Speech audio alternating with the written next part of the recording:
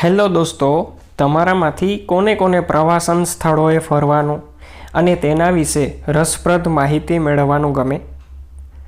તમારામાંથી ઘણા વિદ્યાર્થીઓને જવાબ હા અને કેટલાકનો નામાં હશે.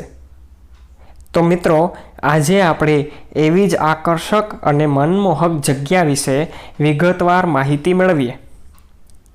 તો ચાલો વિદ્યાર્થી મિત્રો, આજે આપણે ધોરણ 9ના ચેપ્ટર નંબર 5 રાણી કી વાવ વિશે માહિતી લઈએ.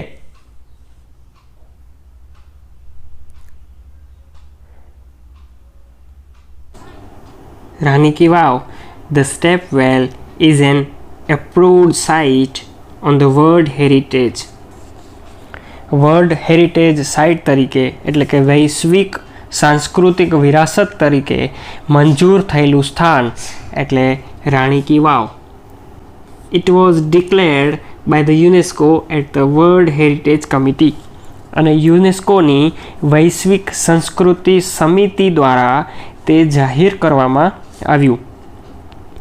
UNESCO has recognized this masterpiece as an exceptional example of water management system.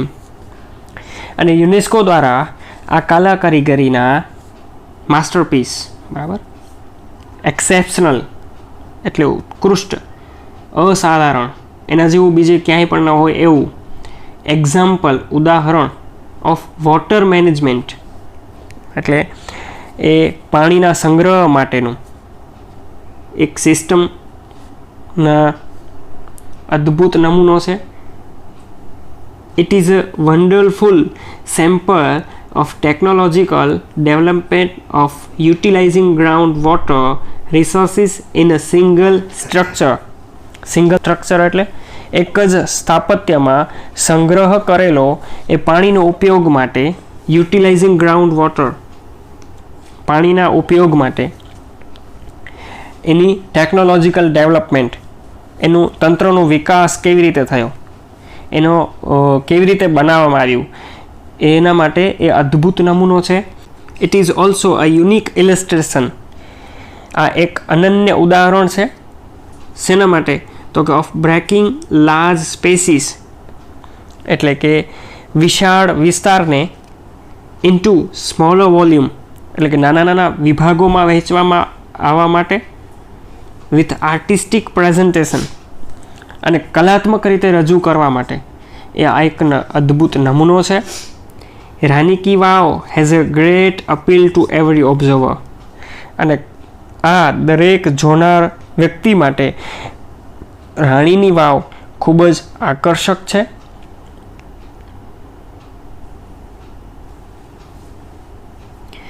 આ બંને ચિત્રમાં રાણી કી વાવ વિશે દ્રશ્ય દેખાય છે.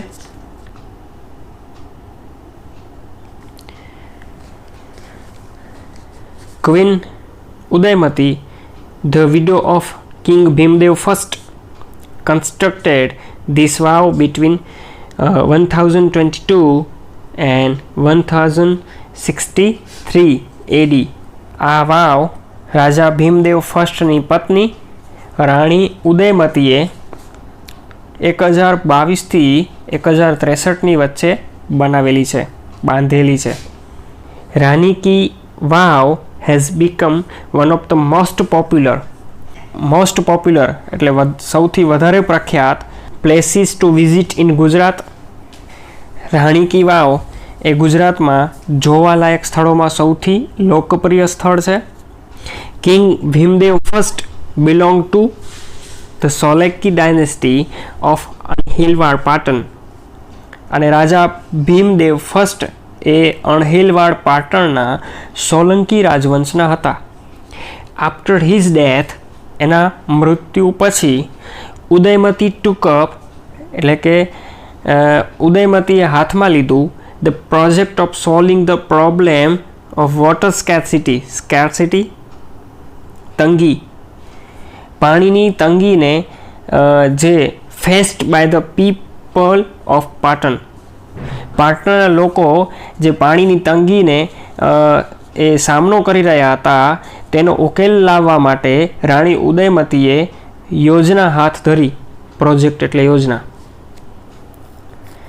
અનફોર્ચ્યુનેટલી, કમનસીબે, the queen also died before the completion of the structure.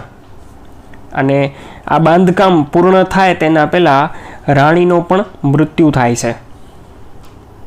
In the world of architecture, has a beautiful idea has received immense appreciation.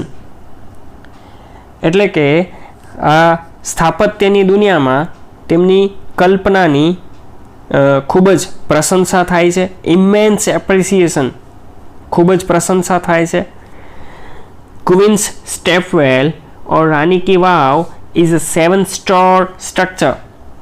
અને આ રાણીની વાવ એ 7 માળનું સ્થાપત્ય છે. અહીંયા ભીમદેવ પહેલાનું ચિત્ર આપેલું છે. This east facing stepwell is 64 meter long, એટલે કે 64 મીટર લાંબી. ઈસ્ટ ફેસિંગ એટલે પૂર્વાભિમુખ. પછી 20 meters વાઇડ એટલે કે 20 મીટર પહોળી. 27 meters deep એટલે કે 27 મીટર ઊંડી છે. Each sculpture, passage, pillar and pavilion in this magnificent structure has an enchanting carving. Enchanting carving એટલે મંત્રમુગ્ધ કરી દે તેવી. આ ભવ્ય સ્થાપત્યની દરેક શિલ્પકૃતિ એટલે કે સ્કલ્પચર, પછી પેસેજ એટલે એ જગ્યા, માર્ગ, પિલર એટલે થાંભલા, અને પેવિલિયન એટલે મંડપ. મેગ્નિફિસન્ટ અદ્ભુત. On its side walls there are around 800 sculptures. એટલે એની દિવાલો પર લગભગ 800 જેટલી શિલ્પકૃતિઓ છે. There are nearly 400 big sculptures of different gods and goddess in the Vav at present. આજે આ વાવમાં વિવિધ દેવી દેવતાઓની આશરે કેટલી મૂર્તિઓ? 400 બિગ સ્કલ્પચર્સ એટલે 400 મોટી મૂર્તિઓ છે. These numbers would have been many more in the past in its original structure. અને એવું કહેવામાં આવે છે કે આ ભૂતકાળમાં મૂળ સ્થાપત્યમાં આ સંખ્યામાં ઘણી વધારે હોઈ શકે છે. Each stall has a narrow corridor for the visitors to appreciate beauty of sculptures and carving engraved on the walls. અને આ દરેક માળ પર શિલ્પકૃતિઓ અને દિવાલો પર કોતરેલી કોતરણીનું સૌંદર્ય માણવા માટે, બરાબર, એપ્રિસિએટ, વખાણ કરવા માટે. શેના વખાણ? તો કે બ્યુટી ઓફ સ્કલ્પચર, એ સ્થાપત્યના વખાણ કરવા માટે. અને carving the engraved on the walls, અને દિવાલો ઉપર કોતરણી કરેલી છે એના માણવા માટે મુલાકાતીઓ માટે એક સાંકડી પરસાળ છે, એક ઝીણી એ જગ્યા જેમાંથી આપણે જઈ શકીએ અને દરેકે દરેક મૂર્તિને આપણે વ્યવસ્થિત રીતે નિરીક્ષણ કરી શકીએ.